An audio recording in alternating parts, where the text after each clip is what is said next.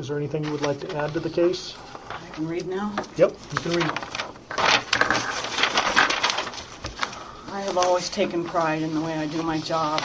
I work hard and do the best I can while on the clock. I am one of the most productive employees in the Smalls area, and all of this, I believe, is why two girls in particular have been nonstop trying to get me moved or fired. Sandy Pierce proved that she will stop at nothing to get me fired when she went outbound to enlist people to go to security office or HR and file complaints against me, people I didn't even work with or even know.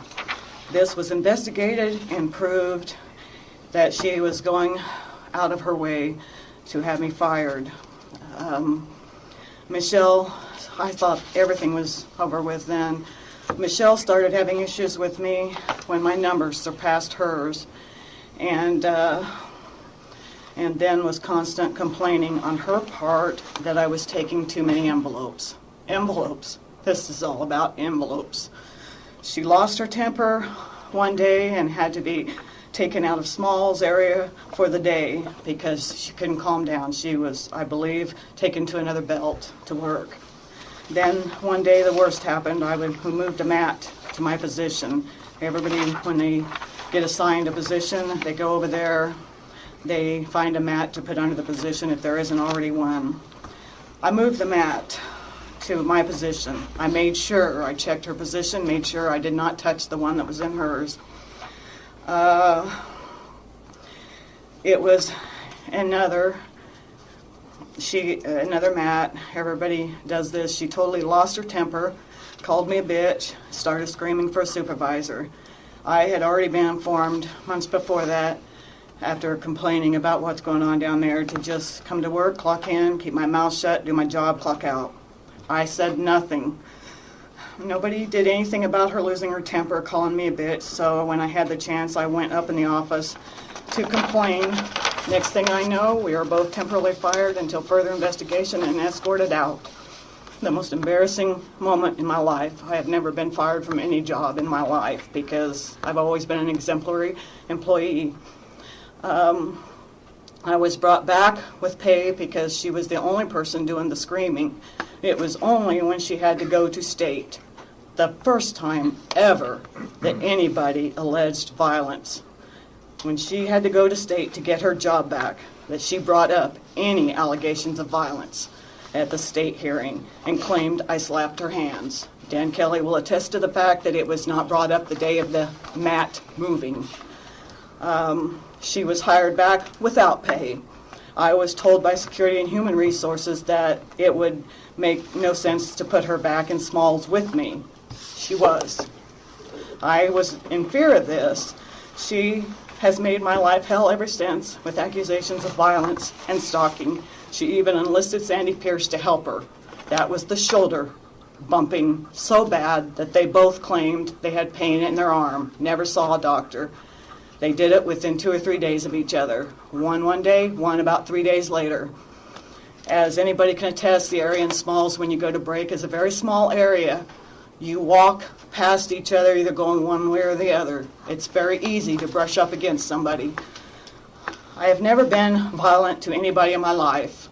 I am going this far to say I had an ADHD boy, 8 years of hell. Worst case scenario.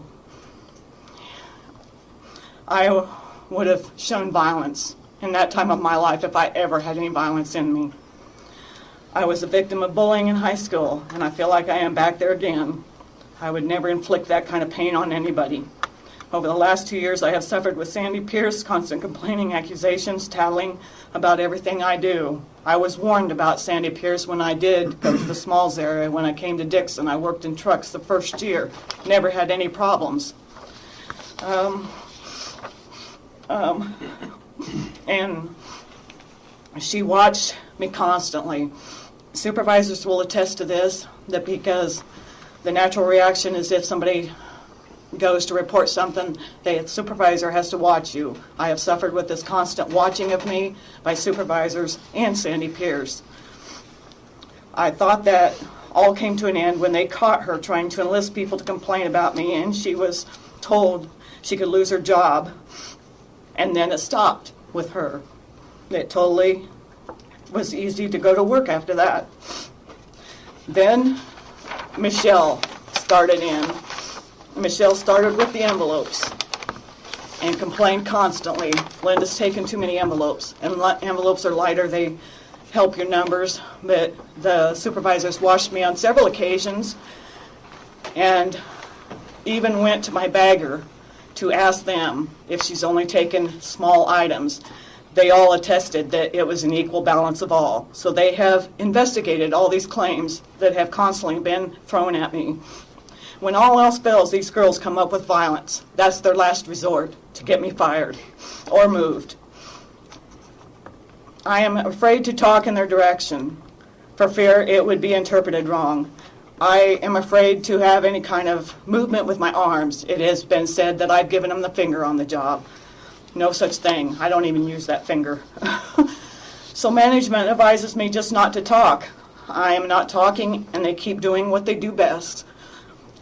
Everybody seems to know there's a problem in the Smalls area. Dan Kelly knows it. He calls it strong personalities.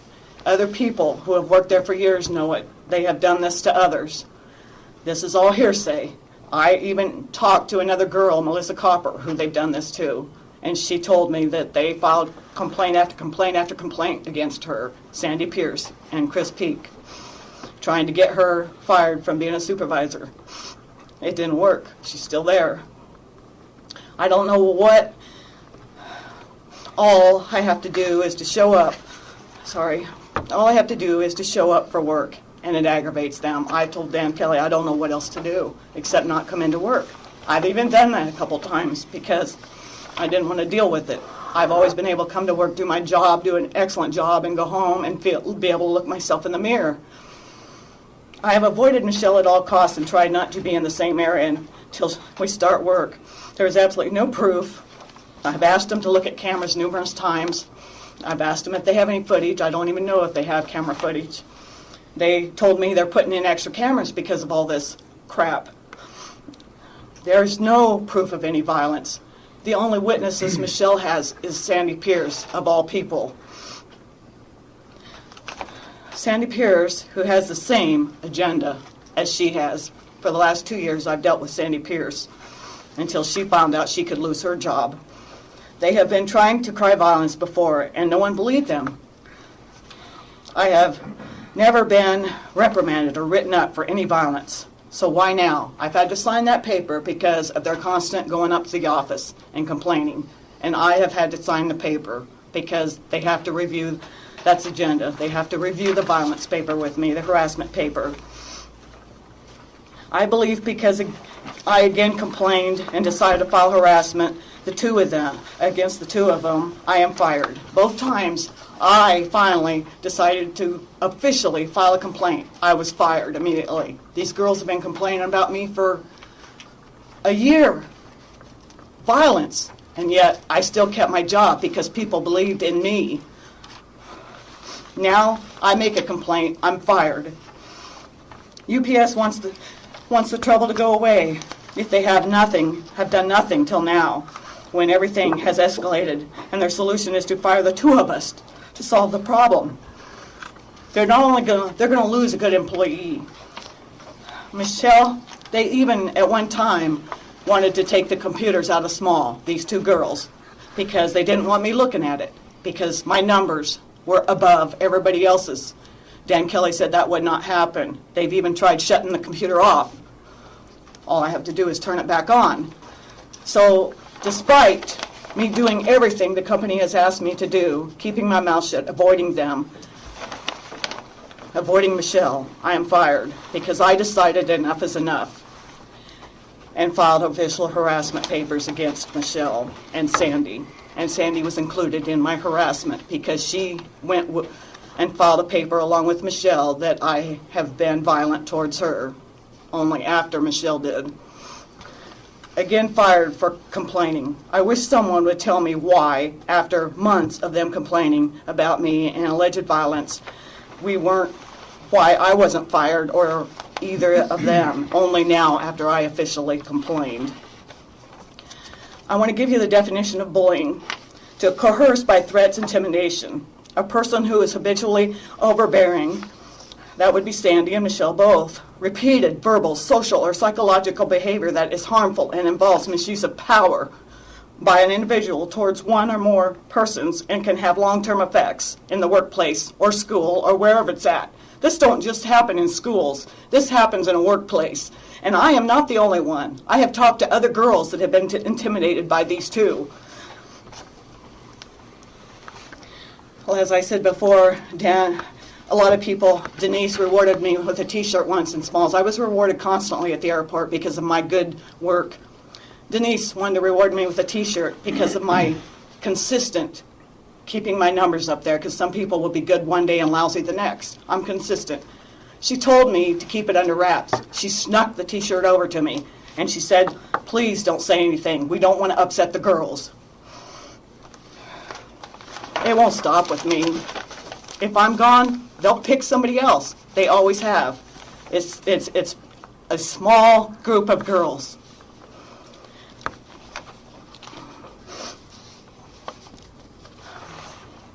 And I would like to ask a question. Usually when somebody bullies another person, you ask why. Usually it's because they have a low self-esteem, there's an agenda, something. I have excellent numbers. I have more hours than either girl. I work double shifting. My hours run between 35 and 40 hours a week for the last year. My pay increased. Why would I bully them? Why would I care about them? That's the question I have, because their numbers aren't good. Sandy's nor Michelle's. They only choose when they want to be good. I do that all the time. It's my work ethic. It's always been my work ethic to do the best job I can while I'm at work. As far as the throwing of packages, nobody's witnessed this again. Supervisors have watched all the time. Supervisors have been sent down there to watch. Nobody has ever witnessed anything throwing at anybody. I would not do that. I have watched people escorted out the very day they threw any kind of object whatsoever. I would never do that to risk losing my job. I need my job. Bottom line, if I wouldn't have said anything, if I would have kept my mouth shut, as I have always done for the last 2 or 3 years until I've had enough, if I would have kept my mouth shut, if I hadn't officially filed papers, I would still have a job. I rocked the boat. I'm fired. I don't know what else to say. All the accusations, Michelle, and the parking in the parking lot, that was not why I went to somebody that day. I went to somebody that day because I had been to Dan Kelly and others to constantly ask them to please ask her not to talk to me. I have dealt with every day since this Civil Rights Commission thing. Every day I've dealt with her coming and making snide remarks to me under her breath, walking by me. Anything. Every day. Last 2 days, she verbally threatened that she's going to file a lawsuit against me. That's when I decided to go up to the office and file harassment. She was getting to me, that's threatening. The others I can deal with. I've dealt with that. If I'd have just, if I could look back now, I wouldn't have said a damn word. I'd have kept my mouth shut to keep my job. I have no other income. I have no husband, no boyfriend. This is my life. I don't know what else to say. Nobody has any proof that I've ever done anything wrong. And all the supervisors there will give you exemplary remarks about my work ethics and the way I work. Anything else you want to add? I hope I covered it all. You will rest with the right to rebut. Joe Brown, rebuttal for the company.